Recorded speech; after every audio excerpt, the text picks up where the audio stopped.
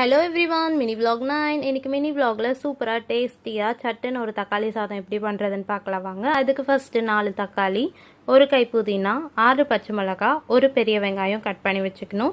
அரிசி முன்னாடியே ஊற வச்சிடணும். ஸ்டவ்வில் ஒரு ப்ரெஷர் குக்கர் வச்சுட்டு தேவையான அளவு எண்ணெய் சேர்த்துக்கோங்க. எண்ணெய் நல்லா காஞ்சதும் ஹோல் ஸ்பைசஸ் ஆட் பண்ணணும்.